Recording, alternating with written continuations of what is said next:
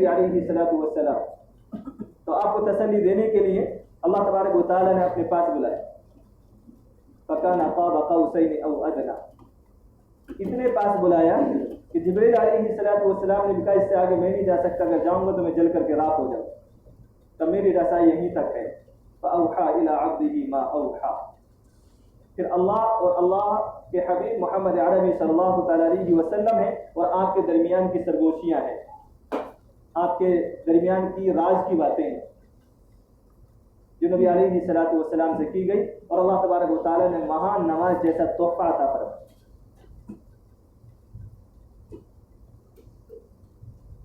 اور جب صحابہ کرام کو اللہ کے نبی صلی اللہ تعالیٰ علیہ وسلم نے معراج سے واپسی پر جب خوشخبری سنائی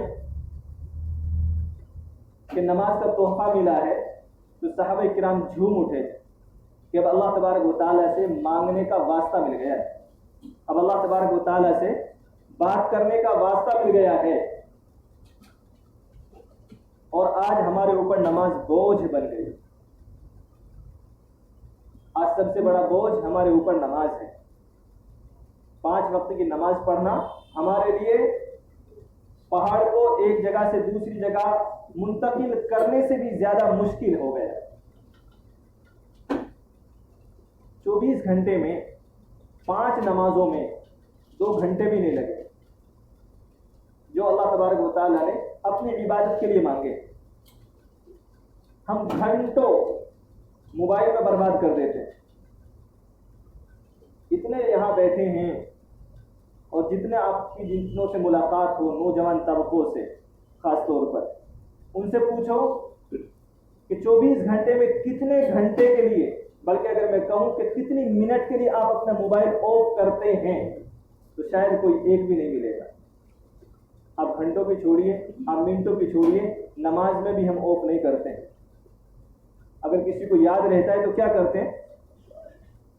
وائبریٹ پہ لگا دیتے ہیں، گھنٹی بند نہیں ہوتی، تاکہ جو فون ہمیں لگا رہا اس کو پریشانی نہیں ہونی چاہیے۔ ہمیں پریشانی ہو جائے نماز کے اندر بھی، ہماری نماز ٹوٹ جائے، ہماری نماز میں ہمارا ذہن موبائل کی طرف چلا جائے، کوئی بات نہیں، لیکن جو فون ہمیں کر رہا اسے پریشانی نہیں ہونی چاہیے۔ کتنی ہمدردی ہم لوگوں، جتنے بھی لوگ آپ یہاں بیٹھے ہیں، میں اور آپ، ہم یہ ارادہ کر رہے ہیں کہ 24 گھنٹے میں صرف 1 گھنٹہ موبائل کو آف کر کے صرف اللہ تبارک و تعالیٰ کی عبادت کریں گے، تو اللہ تبارک و تعالیٰ ہماری زندگی کو بدل دے گا۔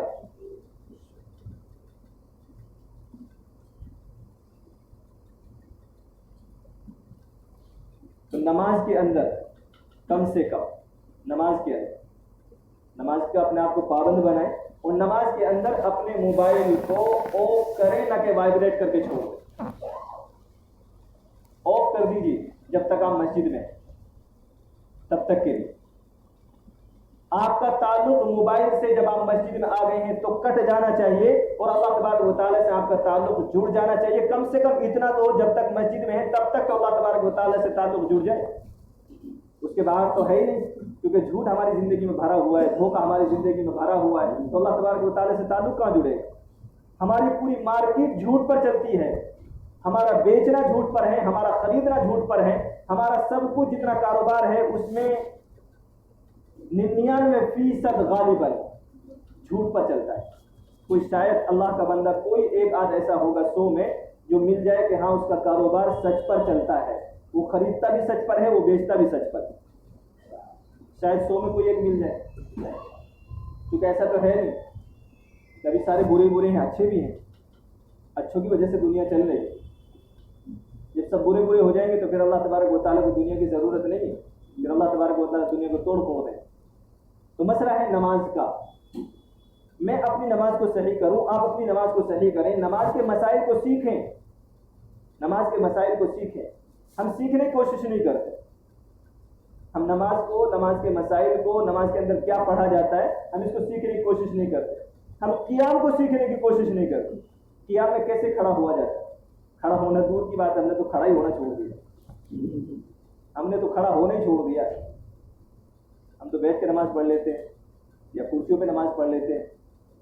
مجبوری کی ایک الگ بات ہے، مسئلہ سنیے غور سے، مجبوری الگ چیز ہے، لیکن سب سے پہلے سنو شریعت کیا ہے. شریعت نے کہا اگر نماز آپ کھڑے ہو کر نہیں پڑھ سکتے تو بیٹھ کر پڑھ لیجئے, بیٹھ کر نہیں پڑھ سکتے تو لیٹ کر پڑھ لیجئے. یہ تو شریعت نے اجازت دی ہے. لیکن اگر آپ زمین پر بیٹھ سکتے ہیں تو پھر کرسی کی اجازت نہیں ہے. اگر آپ زمین پر بیٹھ سکتے ہیں تو پھر کرسی کی اجازت نہیں ہے.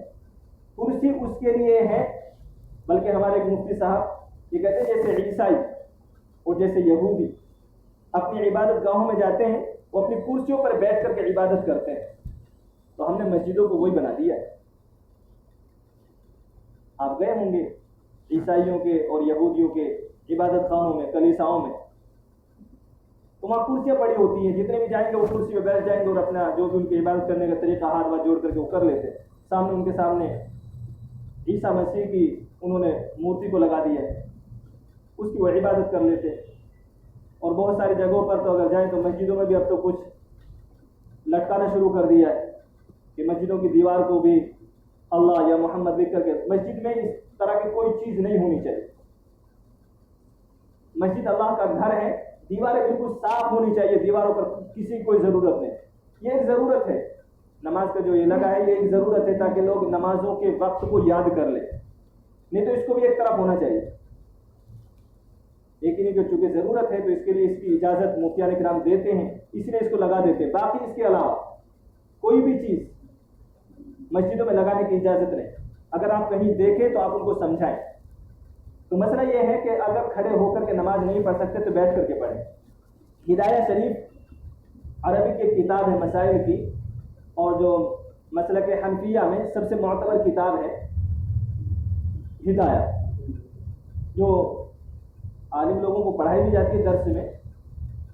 اس میں ایک مسئلہ لکھا ہے کہ اگر کوئی آدمی رکوع سجدہ نہیں کر سکتا ہے, اگر کوئی آدمی رکوع سجدہ نہیں کر سکتا ہے تو وہ قیام کیسے کرے. اب مان لیجئے کسی کو جھکا نہیں جاتا ہے, یا کسی کو سجدے میں جانے میں اتنی زیادہ پریشانی ہے کہ وہ نماز ہی اس کی ٹوٹنے کے قابل ہو جائے, یا بالکل نماز میں ذہن نہیں رہتا, اس کی تکلیف اتنی ہے کہ وہ سجدہ نہیں کر پاتا ہے یا رکوع نہیں کر پاتا ہے. تو اب وہ کیا کرے, قیام کرے یا بیٹھ کر کے نماز پڑھ لے. تو ہدایہ میں مسئلہ یہ لکھا ہے, پہلے میں مسئلہ بیان کر رہا ہوں, اس کے بعد جو آگے کی بات بیان کروں گا وہ بھی غور سے سننا. مسئلہ یہ ہے کہ اگر کوئی آدمی رکوع سجدہ کرنے پر قادر نہیں ہے تو وہ بیٹھ کر کے نماز پڑھ سکتا ہے. قیام کرنے پر قادر ہے, رکوع سجدہ نہیں کر سکتا ہے تو بیٹھ کے نماز پڑھ سکتا ہے. یہ تو ہدایت مسئلہ لکھا ہے, یہ کوئی مفتی اس کو انکار نہیں کرے گا. اب مسئلہ یہ ہے کہ قیام فرض ہے, قیام کرنے پر قادر ہے, اور مسئلہ یہ لکھا ہے قیام پر قادر ہے, رکوع سجدے پر قادر نہیں ہے, تو آپ بیٹھ کر کے نماز پڑھ سکتے ہیں. تو اب ہم کیا کریں؟ تو بہتر یہ ہوگا کہ اگر قیام پر قادر ہے تو قیام کھڑے ہو کر کے کریں, اور رکوع سجدہ جیسے اشارے سے کر سکتے ہو ویسے کریں. اور میں نے جو بات شروع کی تھی کہ ہم سجدوں سے محروم کر دیے گئے ہیں, میں نے اس وجہ سے کہا تھا, میں نے اپنی بات کے شروع میں کہا تھا کہ اللہ تبارک و تعالیٰ نے ہمیں سجدوں سے محروم کر دیا ہے, چونکہ نماز کو سیکھا نہیں, نماز کے مسائل کو جانا نہیں, بس سہولتیں دیکھی ہیں, اپنی سہولت دیکھی ہے, یا دوسرے کو دیکھا ہے ایک کرسی تھی, ایک میری بھی کرسی ڈال دو بھائی, 2 کرسی ہو گئی, 2 سے تیسری بھائی میری بھی ڈال دو, 3 سے 4 ہو گئی, دن بہ دن بڑھتی جا رہی ہے. ہم اپنی مسجدوں کو یہودیوں کا عبادت خانہ نہ بنائیں, وہ ان کا طریقہ ہے, وہ عبادت کرتے ہیں, وہ ان کا طریقہ ہے. ہمارا طریقہ یہ ہے اگر ہم زمین پر بیٹھ سکتے ہیں تو زمین پر بیٹھ کر کے نماز پڑھیں, ہمارا طریقہ یہ ہے. ہاں زمین پہ جو نہیں بیٹھ سکتا ہے, کسی کو اتنی پریشانی کو وہ بیچارہ زمین پہ بھی نہیں بیٹھ سکتا, تو اس کے لیے مفتیان کرام کرسی پر بیٹھنے کی اجازت دیں گے. لیکن اگر آپ زمین پر بیٹھ سکتے دونوں پیر قبلے کی طرف پھیلا کر کے, تو مفتیان کرام کہتے ہیں کہ آپ دونوں پیر قبلے کی طرف پھیلا کر کے نماز پڑھیے, آپ کو کوئی نہیں روکے. آپ بیٹھ نہیں سکتے, کرسی پر بھی نہیں بیٹھ سکتے ہیں, تو پھر لیٹ کر کے دونوں پیر اپنے قبلے کی طرف کر لیجئے, آپ کی نماز ہو جائے گی. نماز کو سیکھے تو صحیح, نماز کو سیکھنے کی کوشش کریں, اپنی مرضی کی نماز نہیں پڑھیں, نہیں تو پھر وہی ہوگا کہ بس کہا کرتے تھے کہ فلاں آدمی بھی نمازی تھا, وہ بھی بیچارہ نماز پڑھا کرتا تھا, باقی بیچارے نے نماز کیسے پڑھی ہے نہ اسے پتا نہ اس کے دوسروں کو پتا.